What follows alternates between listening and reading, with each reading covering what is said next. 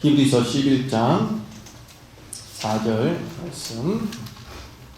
우리 믿음장 두 번째 시간입니다. 믿음은 최고를 향해 최선을 다한다 라는 제목으로 말씀 증거합니다. 믿음은 최고를 향해 최선을 다한다.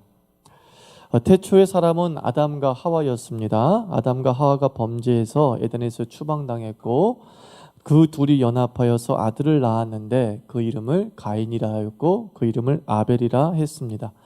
가인이란 이름의 뜻은 등남이라는 뜻을 갖고 있습니다. 얻었다라는 뜻을 갖고 있습니다. 아담과 하와는 그 큰아들 가인을 통해서 예수님에 대한 희망을 그렸습니다. 에덴으로의 회복을 꿈꾸었습니다.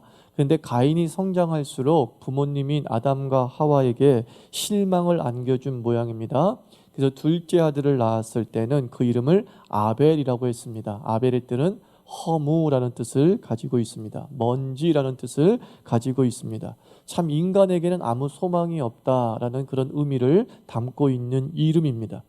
이제 형인 가인과 아우인 아벨이 제사를 드렸는데 제사는 지금 말로 하면 예배를 드렸다라고 생각하시면 되겠습니다.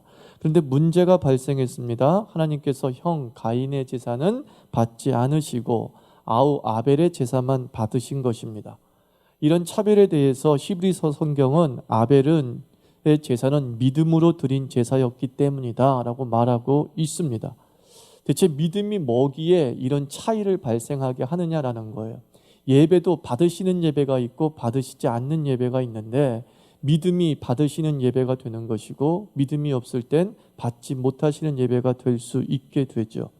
이 아벨과 가인의 제사를 통해서 우리 믿음을 두 가지로 한번 정의해 볼 수 있죠. 첫째, 믿음은 최고를 향해 최선을 드리게 합니다. 믿음은 최고를 향해 최선을 드리게 합니다. 신학자들은 가인과 아벨의 제사의 연락 여부는 재물의 문제가 아니었다라고 말합니다. 속죄제는 동물을 드려야 하지만 사실 가난한 자는 속죄제를 드릴 때도 곡물로 드릴 수 있게 제도가 만들어져 있습니다.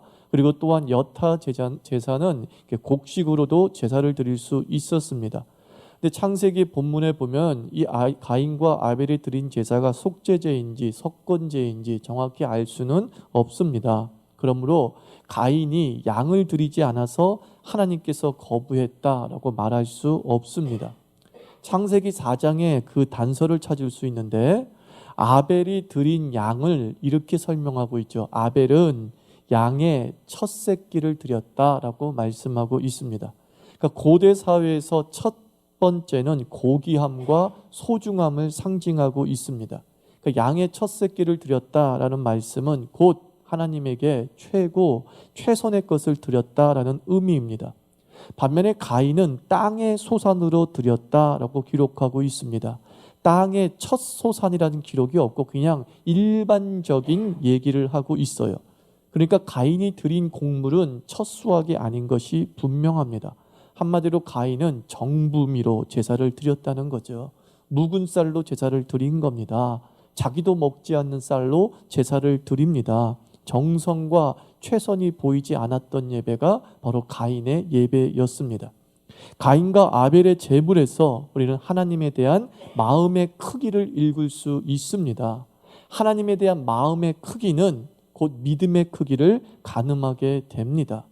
물질로 그 사람의 믿음의 크기를 어떻게 평가할 수 있습니까? 라고 할지 모르겠지만 하나님께서 예수님께서 말씀했죠. 돈이 있는 곳에 그 사람의 마음이 있다는 거죠. 그 돈의 씀씀이가 사실 그 사람이 무엇을 소중히 여기는가, 무엇을 귀중히 여기는가를 명확하게 알아낼 수 있습니다. 참 믿음은 하나님을 최고로 여깁니다. 성경에서 말하는 믿음은 사람과의 관계가 아닙니다. 믿음은 하나님과의 관계를 설명하는 단어입니다. 믿음은 하나님이 주시는 선물입니다. 그 선물인 믿음 때문에 우리가 예수님을 알고 예수님을 믿게 됩니다. 그래서 믿음이 들어간 사람의 첫 번째 반응이 무엇이죠? 감사입니다. 감사. 야, 십자가가 최고구나. 예수님이 최고구나라는 우선순위의 재배치, 가치 혁명이 일어나게 됩니다. 하나님을 최고로 여기기 때문에 하나님에게 최선을 드릴 수밖에 없습니다. 누구나가 다 최고라고 여기는 것에 자기의 최선을 다합니다. 내 자식이 최고다라고 여기는 부모는 자기 자식에게 최선을 다할 수밖에 없습니다. 그것은 인지상정이죠. 과거 우리 믿음의 선조는 월급을 받아와서 그중에 가장 새 돈은 헌금으로 빼놓았다고요. 저도 그런 어릴 적 기억이 있습니다. 어머니가 장사를 하면서 1,000원을 10,000원 그걸 받아오지 않습니까? 그러면 주머니 전대에서 꺼내서 가장 빳빳한 돈을 선택을 해서 다림질을 했습니다. 그도 안 되면 토요일 날 은행에 가서 새 돈으로 바꿔왔습니다. 그리고 나서 반드시 성경책에 그 돈을 꽂아놓고 헌금을 드렸습니다.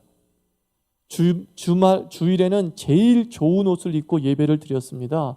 정말 함부로 옷을 입고 예배를 드린 적이 없습니다. 자기가 보기에 가장 좋고 깔끔한 옷으로 예배를 드렸습니다. 그것은 우리 믿음의 선조들이 할 수 있는 믿음 표현의 최선이었습니다. 나의 하나님이 최고니까 내가 가진 최선으로 주님을 섬겨야지 라고 하는 아름다운 마음이었습니다. 마귀의 유혹은 예수님을 부인하게 하는 것이라기보다는요, 마귀의 유혹은 믿음을 떨어뜨리는 것입니다.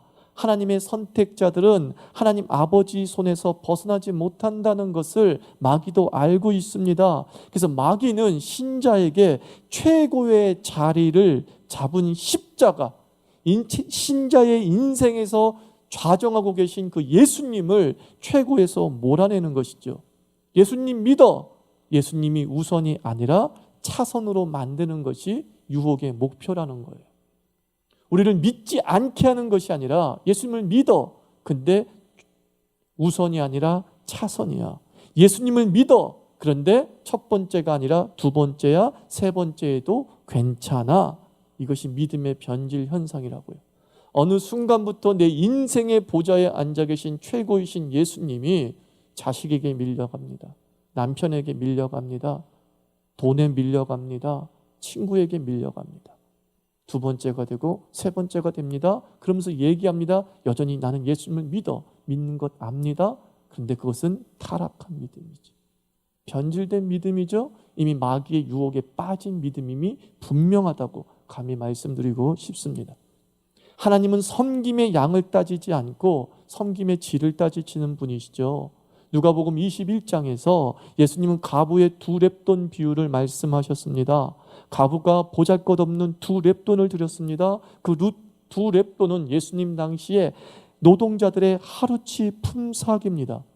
하루치 품삯이라면 하루의 생명, 하루의 목숨 아니겠습니까? 과부는 뭘 드린 겁니까? 하루의 생명, 하루의 목숨을 드렸습니다.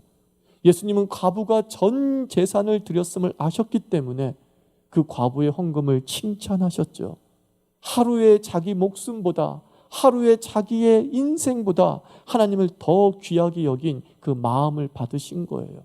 절대 액수는 2렙돈에 불과했지만 그것은 생명이 걸린 헌금이었다는 거예요. 이걸 드리면 난 죽는다였잖아요. 이걸 드리면 난 죽는다. 하나님이 그 헌금을 받으신 거죠. 100원을 드렸다, 1,000원을 드렸다, 그 가치를 따지는 게 아닙니다. 너가 100원을 드렸는데 그 100원 없으면 네가 죽는다? 그것이 믿음이라는 거지. 이것 없으면 내가 죽을 수 있는데 내 생명을 유지시켜주는 그 장치를 하나님께 드리는 거예요.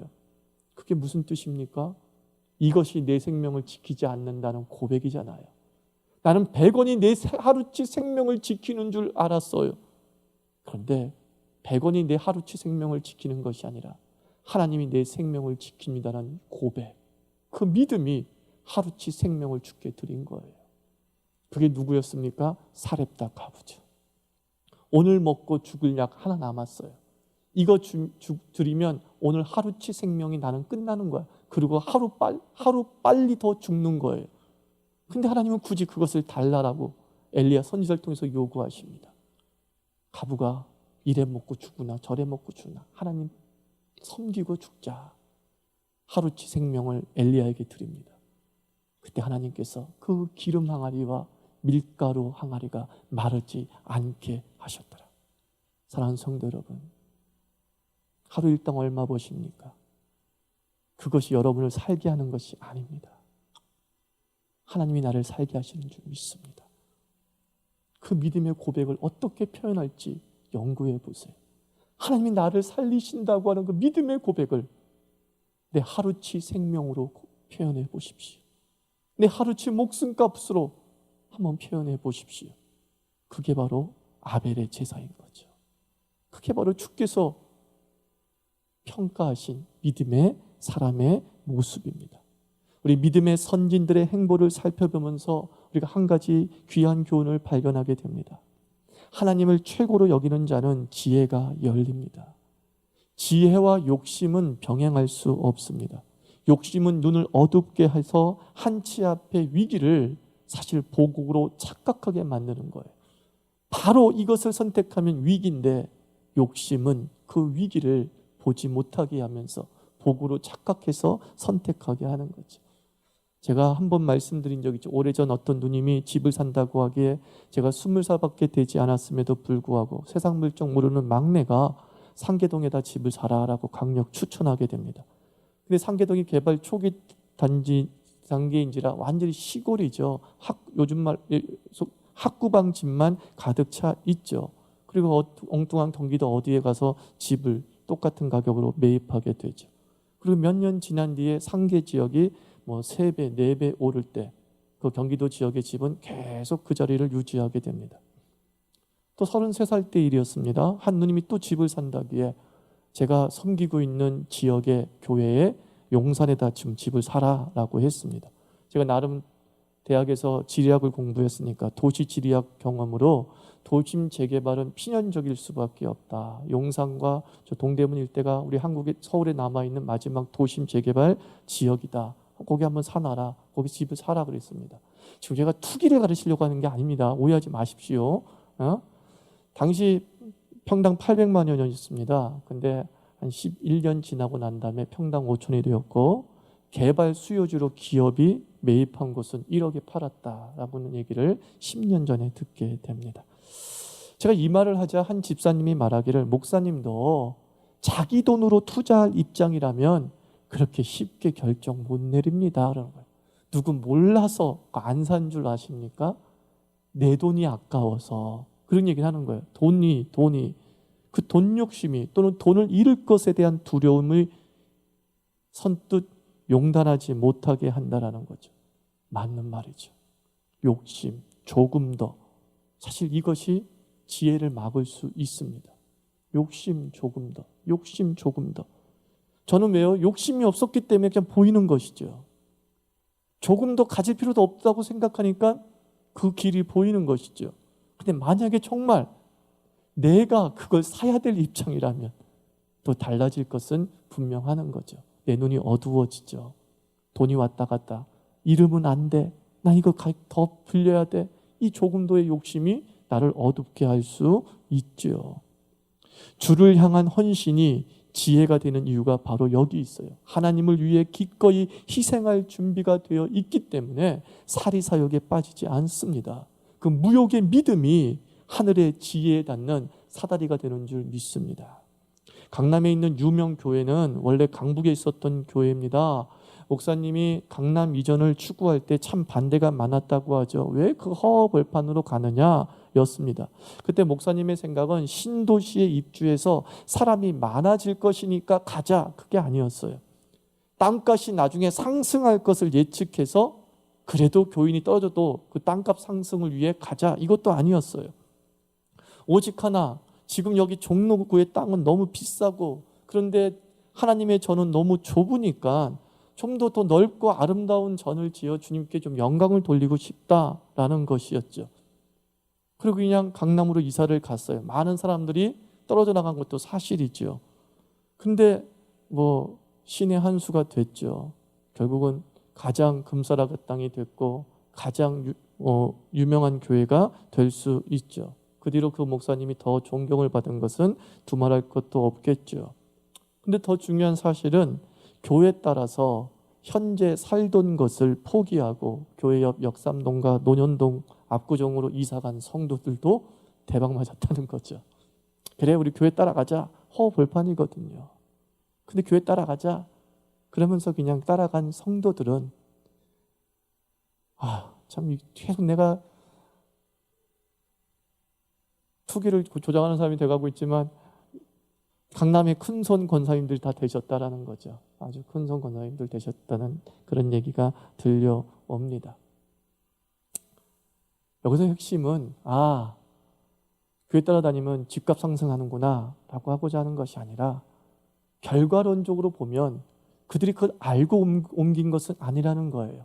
그냥 희생하고 섬기고 그래도 교회 옆에서 예배 드려야지 하는 마음으로 자기 것을 포기했을 때 그 포기와 그 희생이 도리어 지혜였음을 나중에 확인하게 되는 것이죠. 이리저리 재면서 똑똑한 척 다한 사람, 저 사람은 꽤나 지혜 있다라고 판단되는 사람은 10년, 15년 뒤에는 가슴을 치는 거죠. 아이고 억울해. 나도 따라갔으면 라고 생각할 수 있게 됩니다. 이렇게 하나님을 위한 최선이 예언적 삶을 살게 합니다. 우리는 결정할 때마다 물어봐야 됩니다. 하나님을 최고로 여기는 결정인가? 하나님을 위한 최선인가? 그것을 묻고 예스라는 답이 나온다면 우리의 결정은 지혜가 되고 우리의 선택은 예언이 될 줄 믿습니다. 아벨처럼 예배에 집중하고 예배에 최선을 다합시다. 최선의 예배는 욕심을 내려놓는 시간입니다. 나를 위한 시간의 욕심, 나를 위한 물질의 욕심을 내려놓는 그 예배 속에 지혜와 예언이 역사할 줄 믿습니다. 어떤 청년들이 저한테 그런 얘기했어요. 목사님, 전 예배를 잘 드렸는데요, 그 남자와 헤어졌어요. 예배 잘 드리면 잘 된다면서요. 막 투덜거리더라고요. 아니죠. 예배 드려가지고 헤어진 게 아니죠. 그녀와 사귀면서 예배가 이미 그 청년이 무너졌더라고요. 낮 예배 대신 저녁 예배를 대체하더라고요. 예배의 우선순위가 뒤로 된 것이죠. 그러면서 함께 사귀는 여자와의 관계를 유지하는 법을 알지 못하는 거죠. 그 지혜가 안 열리는 거죠. 그러면서 자꾸 틀어지기만 시작하는 거죠. 예배를 드렸는데 무너진 게 아니라 나는 그 청년에게 분명히 얘기했어요. 네 예배가 먼저 무너졌잖아요. 네 연애가 먼저 깨진 게 아니라 네 예배가 먼저 무너졌잖아. 사랑하는 성도 여러분, 우리 자녀의 삶에 예배가 무너지지 않게 하십시오. 자녀 잘 되기를 바라면 예배가 무너지지 않게 하십시오. 예배가 우선순위 되고 내 삶의 가장 소중한 것을 기꺼이 드리고자 하는 훈련을 시키십시오. 그것이 그 아이를 지키는 하나님의 은총이 될 줄 믿습니다. 바울이 갈라디아서에서 고백하기를 사람을 좋게 하랴 하나님을 좋게 하랴, 내가 사람을 좋게 하였다면 하나님의 종이 아니다라고 했습니다. 이것은 내가 모든 결정의 중심에 하나님을 최고로 모시겠습니다는 바울의 고백입니다.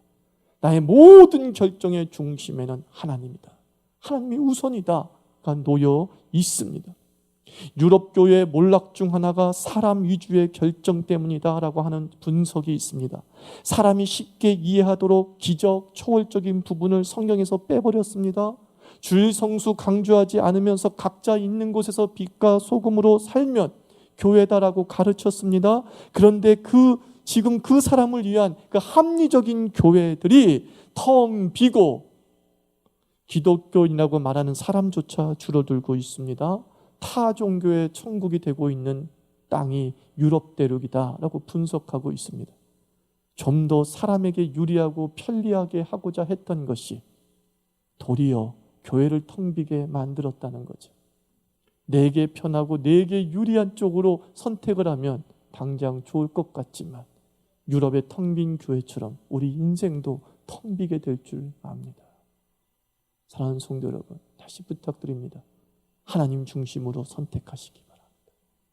하나님께 최고를 드리기 위해서, 하나님께 최선을 드리기 위해서 기꺼이 우리의 하루치 목숨값 드릴 줄 아는 그 용단도 우리에게 필요할 줄 믿습니다. 두 번째 믿음은 뭐라고 합니까? 믿음은 내 한계를 뛰어넘습니다. 믿음은 내 한계를 뛰어넘습니다. 오늘 성경 말씀에 말합니다. 저가 죽었으나 그 믿음으로써 오히려 말한다 그랬습니다. 아벨은 바른 믿음 때문에 죽었습니다. 제대로 된 예배 드렸다는 이유 때문에 죽었습니다. 그런데 성경은 이렇게 얘기합니다. 그게 끝이 아니었다는 거예요. 그가 죽은 것이 끝이 아니었다. 비록 아벨이 죽었으나 그 믿음으로써 지금도 말한다, 그런 뜻이에요. 지금도 말한다. 하나님을 최고로 여기는 자는 자기 인생의 수완을 넘어섭니다. 80년의 인생이 5,000년을 넘어 영향을 미칩니다. 무덤에서 세상을 움직이는 사람이란 책이 있습니다. 정말 믿음의 사람에게 어울리는 책 제목이 아닐 수 없습니다. 믿음은 죽음 너머에서 살아 움직이는 힘이 있습니다. 그게 바울 아벨의 이야기죠. 믿음의 넓이를 기준으로 할 때 아벨의 신앙과 가인의 신앙 두 부류로 나눌 수 있죠. 가인의 신앙은 좁은 신앙입니다. 자기를 위한 신앙입니다. 자기 신앙만 지키는 신앙입니다. 영향력은 생각하지 않습니다. 그러니까 가인의 신앙은 이런 말을 종종 하죠. 어디 가든 믿음은 버리지 않을 테니까 걱정하지 마세요, 목사님. 그래요. 그 사람 자기 믿음 버리지 않을 것 저도 압니다. 걱정하지 않습니다. 그런데 다만 나에게만 힘을 주는 믿음이 그 믿음이 아니라는 거죠. 나를 위해서만 쓰니까 그저 안타까울 따름이죠. 그 믿음을 나를 위해 쓴다는 것, 하나님이 나를 위해 쓰기만을 위해서 주신 믿음이 아닌데 나 하나 믿음 잘 지킬게요 라는 것으로 대단히 내가 믿음에 있는 사람이라고 말하는 분들을 볼 때 안타까워요. 아유, 나는 어디 가든 예수 잘 믿어요. 나는 어디 가든 예배 안 빠져요. 안다니까요. 나 하나 잘 지키는 믿음은 안다니까요. 근데 사실 그것은 가인의 신앙일 수 있어요. 아벨의 신앙은 뭡니까? 넓은 신앙이라고 명명해 봅니다. 교회를 위한 신앙, 자기를 넘어선 신앙, 영향력을 미치는 믿음이 아벨의 믿음입니다. 지도자쯤 되었으면 자기 믿음 지킴으로 만족해서는 아니 되죠. 중직 정도 됐으면 자기 믿음 지키는 것으로 만족해서는 아니 되죠. 지도력은 영향력이라고 하지 않습니까? 참 믿음은 나를 넘어서 더 많은 사람을 믿음에 서게 하는 것이죠. 자신의 행보가 미칠 영향을 생각하면서 움직여야 합니다. 믿음이 믿음을 낳는 재생산이 주님이 주신 믿음입니다. 정말 내가 20년, 30년 믿어서 교회의 어른이라고 한다면 그 어른은 믿음을 낳는 재생산의 믿음이 되어야 된다는 거예요. 나 하나 잘 믿는 믿음이 아니라 내 인생의 한계를 넘어서, 내 죽음의 한계를 넘어서 다른 사람도 믿게 하는 것이죠. 다른 사람도 목숨값 바칠 수 있도록, 다른 사람도 하루 생명치를 기꺼이 드릴 수 있도록 함께 힘을 북돋아 주는 사람, 그 정도 돼야 지도력이죠. 그래야 그것이 중직의 믿음이죠. 그래야 그것이 주께서 참으로 믿음을 주신 보람이 생기는 거죠. 우리의 믿음이 그렇게 초라하지 않거든요. 나 하나 지키는 믿음으로 주신 믿음이 아니거든요. 그 믿음은 온 세상을 구원케 하는 믿음인 줄 믿습니다. 이 우주 같은 이 믿음을 가지고 좁쌀 같은 내 인생에만 사용하고 있다는 게 얼마나 안타깝습니까? 저는 우리 자유교회 교인들이 이제 다시는 이런 말 하지 않기 바랍니다. 나 하나 믿음은 잘 지켜요. 걱정하지 마세요. 걱정하지 않는다고요. 그건 걱정하지 않는다고요. 자기 자녀 믿음 잘 지키게 하고 있냐고요. 자기 목장 식구 믿음 잘 지키게 하고 있냐고요. 자기 직장 동료 믿음 잘 지키게 하고 있냐고요. 그걸 걱정하는 거예요. 우주적 믿음, 넓은 믿음으로 나아가야 될 줄 믿습니다. 특별히 믿음은 설득력의 한계를 넘어서게 하지 않습니까? 믿음으로써 말하느니라 그랬어요. 억울한 사람, 답답한 사람, 그래서 확 터뜨려 버리고 싶을 때 오늘 이 말씀을 기억해야 돼요. 우리 그리스도인들은 어떤 일이 있든지 간에 믿음으로 말해야 돼요. 믿음으로 말해야 돼요. 마귀는 믿음으로 말하지 않게 하고 이익의 감정으로 말하게 합니다. 내가 기분이 좋은가 나쁜가, 나한테 득이 되는가 실이 되는가로 말하기 때문에 그 이익의 감정이 서로 만날 땐 일이 꼬이고 더 틀어지는 경우가 얼마나 많은지 모릅니다. 억울하고 답답하고 뭔가 말하고 싶을 때 내 이득을 생각하지 말고 믿음으로 말하는 것이죠. 하나님께 영광이 되고 하나님을 향한 결단인가 하는 것, 언어들을 우리 마음속에 간직하고 있어야 됩니다. 마귀는 믿음으로 말하지 못하게 하는 겁니다. 믿음은 하나님으로부터 먼저 말씀하게 합니다. 하나님이 풀어나가는 것을 보는 것이 믿음의 언어죠. 하나님께서 성경에서 말씀하시기를 원수 갚는 것이 내게 있다라는 말씀은 뭐냐? 바로 하나님의 주도권을 강조하고 있는 거죠. 하나님이 앞서 하시도록 우리가 한 호흡 참으라, 그런 뜻이에요. 두 호흡도 아니에요. 한 호흡 참으라. 그리하면 주의 역사를 목도할 수 있습니다. 잠언 16장 7절에도 사람의 행위가 여호와를 기쁘시게 하면 그 사람의 원수라도 그와 더불어 화목하게 하신다라고 했습니다. 무엇인가 풀 일이 있습니까? 누군가를 설득해야 될 일이 있습니까? 성경은 얘기합니다. 누굴 먼저 경외하라? 하나님을 먼저 경외하라. 누굴 먼저 기쁘시게 하라? 하나님을 기쁘시게 하라. 그럼 어떻게 된다는 거예요? 원수, 이건 해결될 수 없는 관계를 의미하잖아요. 한 번 원수는 영원한 원수가 우리 인생의 법칙이잖아요. 근데 하나님께서 그 원수와 어떻게 하게 하신다? 화목하게 하신다라고 했어요. 이게 믿음으로 말하는 것이죠. 하나님과의 관계가 온전히 성립되어지는 것. 하나님께 최고의 최선을 드리는 삶을 살게 될 때 우리는 우리의 죽음을 넘어 믿음으로써 말하며 믿음으로써 설득하며 믿음으로써 영향을 미치게 될 줄 믿습니다. 내가 바꿀 수 없는 이들을 하나님께서 바꾸시고 깨우치는 역사를 체험하게 됩니다. 한나는 아들이 없어서 첫 분인 나에게 멸시와 서름을 겪었습니다. 근데 사무엘상서를 읽어보면 한나에게 귀중한 점이 뭐냐면 한나는 그 치밀어 오르는 분을 첫 분인 나에게 쏟아붓지 않습니다. 성수에 올라가 대성통곡하면서 도움을 구하고 하나님께 외치고, 그때 성경은 뭐라고 말씀합니까? 내 소리를 하나님이 다 들으셨다, 이렇게 기록되어 있어요. 하나님이 다 들으셨다. 이게 믿음으로 말하는 것입니다. 내가 할 말이 얼마나 많습니까? 나도 나름대로 정말 내 사정과 내 답답함을 일목요연하게 얘기하면서 상대방의 부당함을 얘기하고 싶을 때 많습니다. 말하십시오. 말하십시오. 그 전에 하나님께 먼저 말하십시오. 하나님께 먼저 대성통곡하십시오. 하나님께 믿음으로써 말하십시오. 그러면 희한한 일이 벌어져요. 거의 90% 그 사람한테 내가 말하지 않아도 될 일이 벌어져요. 왜요? 하나님이 원수라도 화목하게 하시니라. 그 말씀 때문인 줄 믿습니다. 우리 사랑하는 성도 한 사람 한 사람들, 하나님은 우리의 믿음을 외면하지 않죠. 하나님께서 해결해 주시는 그 믿음에 즉시 응답해 주시죠. 그 믿음을 가지고 우리가 기도할 때 우리의 믿음이 참 믿음임을 주께서 증명해 주실 것입니다. 믿음으로써 말하느니라. 믿음으로써 말하느니라. 우리 말씀을 맺겠습니다. 믿음은 최고이신 우리 하나님에게 최선을 다하는 것이죠. 우리 자유교회가 하나님에게 최선을 다하는 그런 명문교회 되기를 꿈꿔봅니다. 그리고 하나님에게 최선을 다한 우리에게 지혜와 영향력과 설득력을 넓히시는 그 은혜를 베풀어 주실 줄 믿습니다.